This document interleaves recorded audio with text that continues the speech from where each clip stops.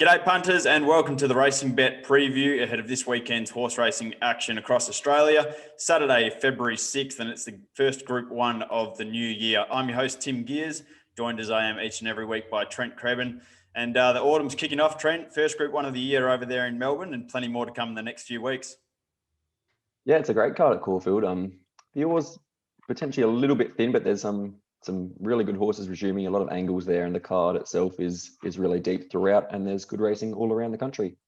There sure is. We've got Magic Millions Day over here at Pinjarra in Western Australia, provided the racing, of course, goes ahead. But I think we've had 4 days of 0 cases now, so I expect the lockdown to end this week, and Pinjarra should go ahead on Saturday. Over at Caulfield, as you've said, CF Orr Stakes Day. You've got the Blue Diamond Preludes. You've got the Rubiton Stakes. You've got a bunch of other stakes racing on the day. A really hot card there in Melbourne. And over in Sydney, we've got the English Millennium, the Eskimo Prince, and a couple of other handy races with some of the good horses beginning to step out ahead of the autumn. So we'll waste no time. We'll get straight into it, and we'll kick things off over here in WA. A big 10-race card at Pinjarra. And I can't remember the last time I saw a card in the West that was this difficult. I kid you not, I think there could only be a few betting races on the 10-race card. It really does look an impossible day. But I'm going to make my best bet of the day in one of the day's features. It's the 2-year-old Magic Millions race. It's race number 8 on the card. And I'm going to make my best bet horse number 5, Snipperucci. It's a 2-year-old filly. She's 2 from 2 to open her career. She was dominant on debut at Bunbury, winning by about 5 lengths untouched. And then she just scrambled in last start at Ascot, where she was the $1.65 favourite. I think she went down by the barest of margins. But the winkers go on here for the first time. She's been back to the trial since that last start a month ago. And she couldn't have been more impressive at the trials. I think she racked up a 9 or 10 length margin. Winkers on, as I said, drawn barrier 3 for Jason Brown. I expect her to push forward. She'll be right up there on the speed. And I just think they probably freshened her up since that last start. And I think if she does bring her best form here, she's clearly the horse to beat. Stephen Miller, the trainer here, has got a terrific record at Pinjarra when he brings horses here. So, yeah, all things being equal, from barrier 3, if she's able to find the lead or land right up there on speed, with even luck, I think she is the horse to beat. Probably short enough, around $2.40 now, but expecting her to remain undefeated. I think her main danger, and probably the only danger, is horse number 7, Michelada, for Simon Miller and William Pike. Very impressive on debut, beating Heavenly Waters, who is the Crystal Slipper winner.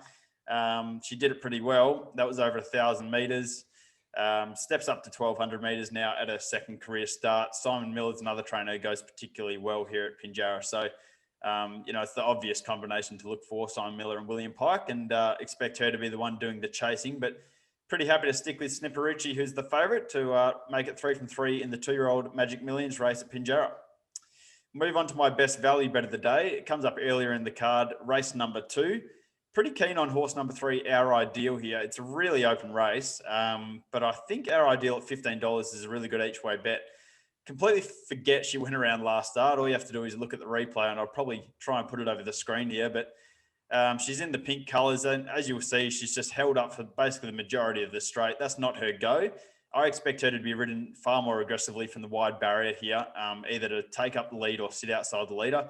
There really doesn't look all that much pace in the race. So I reckon if she can find a spot either in one of those 2 positions, she's going to take a good deal of running down here. Terrific record here at Pinjarra, 3 wins from 4 starts. Her only start at the track and distance was a win. And as I said, her go is more to lead or sit outside the leader rather than be held up in 4th or 5th and try and out sprint them home. So expect a change of tactics today, and I expect a far better run. As I said, just completely forget she went around and last start. And if you look at her form prior to that, she's going to be very competitive in a race like this at $15. That's race 2, number 3, Our Ideal.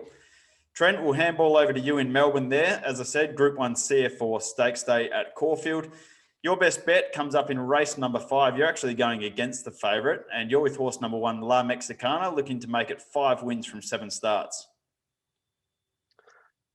Yeah, I really liked the first up win of La Mexicana on Australia Day. I believe it was in a fairly strong race there. She was first up, ran into a couple of mares that were in really good form, fit and firing there, Miss Albania and Absolute Flirt. And I thought the win had a lot of merit. She was kind of along the inside there, where a lot of jockeys were looking to get off the fence, kind of just sharing the lead there on the inside, which is never ideal. I thought she kicked strongly, really deserved that win. She can only come on from that. Second up now. Second up last prep, she won by about 4.5 lengths in an easier race. I think she's clearly come back just as good, if not better. Jamie Carr sticks. Barrier 2 should mean she's right up on speed, doing no work. And I'm just taking on the favourite slightly, Pinkham, who is all the rage after a 7-length trial win. It's kind of hard to line that up where kind of comparing trial form to race day pressure. I thought she was obviously ridden out quite heavily in that trial, and it's just whether she can convert that to race day pressure in a much tougher race than she's previously faced. So I'm happy to side with number 1, La Mexicana, in the Kevin Hayes. La Mexicana currently $3.20. So second favourite at the moment. Interesting to see which way the market swings in that race. We see a couple of good 3-year-olds step out in the Autumn Stakes, Group 2 level, 1,400 metres, which is race number 4 on the card, Trent. And your best value of the day comes up in this race. You're keen on a Danny O'Brien runner. Might not be the one that most people think, though. You're keen on number 7, It's Our Time, with Freddie Kersley doing the riding. We've got a couple of good horses stepping out here, the likes of Young Werther, Amish Boy, sure to be popular, and 1 or 2 more. But you're keen on It's Our Time. Yeah, I am here. I'm just siding with the race fit horse that's really up and running and in form again, rather than these probably more fancied runners first up from a spell that probably have targets a bit later down the track. It's Our Time's been really impressive in 2 career starts. He's won them both. They've both been quite fast races early at Sale and Sandown, and he's really knuckled down over the last 200s, put up some really strong splits and overall some fast times. I think he's already looking for the 1,400 metres, which he gets here. Barrier 2's maybe a touch sticky. I'd prefer him drawn just a touch out. But I think with the right run here, and we saw on Sandown at Wednesday, another horse coming out of that really fast race came out and won very nicely as well. So I think the format of those races is going to be strong with that added fitness they're getting from those fast races. And I think it could be enough just to expose a few of the horses first up here. And I thought the $9 to $10 or so about It's Our Time was a good bet in the Autumn Classic. Okay, so best bets for Trent at Caulfield. Race 5, number 1, La Mexicana. Race 4, number 7, It's Our Time, $9. We'll move over to Sydney, racing at Royal Randwick on Saturday. Tricky card again. We see a few big guns stepping out, but I found it pretty tricky overall to find some good bets in this meeting. But I've made my best bet a filly that's a mare, I should say, that's up and running and flying. It's race number 4, horse number 8, April Rain. I actually thought it was a pretty competitive race, but I just think she'll be a touch too good. Currently around $2.10 for J-Mac and Chris Waller, sure to be popular. She's 2 from 2 this prep. First up, she beat the likes of Captive and Pragmatism. Captive then came out, well, he should have won, I think it was second up at Wyong. But he came out and won his last start. Pragmatism actually won today at Gosford. And she franked that form by then going to Canterbury again and saluting as the $1.24 favourite. So both starts at Canterbury. I think she'll actually appreciate getting to Randwick with the bigger straight, longer straight. Barrier 7, she should sit off the speed for J-Mac. Doesn't really matter. She's shown her versatility racing off the pace or up on speed. And notable that first up win was on a soft track, which we're likely to get at Randwick on Saturday. So, look, she's had 2 wins from 3 starts. I think she can make it 3 from 3 here, and I expect her to win again, currently $2.10. But it is a good race. She'll have to beat some handy mares in this race. My best value bet of the day comes up actually in the opening race for the 2-year-olds. Again, a tricky race to kind of assess, but I thought the $8.50 about horse number 2, Conglomerate, was over the odds for Peter and Paul Snowden and James McDonald.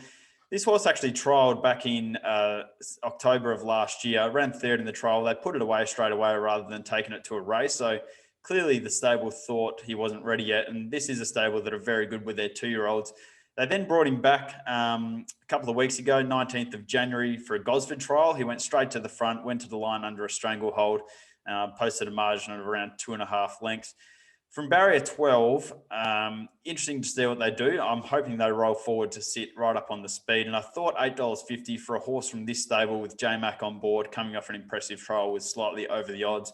I do concede it's a competitive race. There's a few little bit of jockey merry-go-round going on here. We've seen Tim Clark trial the favourite. He then jumped onto the Waterhouse Bot horse.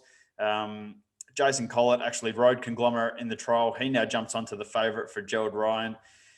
So kind of hard to get a guide off the jockey bookings, but yeah, I just thought in a race like this, respecting the stable with their 2-year-olds, Peter and Paul Snowden, and $8.50 was a touch over the odds for horse number 2, Conglomerate.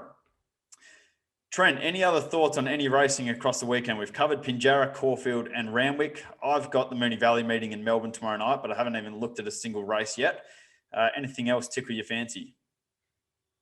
The Orr was very fascinating. I don't know if you could have missed it, but Sir Dragonet's recent trial where he went straight to the front and was under a stranglehold for 1,200 metres and still won it was very impressive. Never raced below 2,000 metres. Whether he can show up at 1,400 metres fresh will be very interesting. Who have you got on top in the Orr? Are you sticking with Sir Dragonet? I'm not. I think the 3-year-old Crosshaven can win.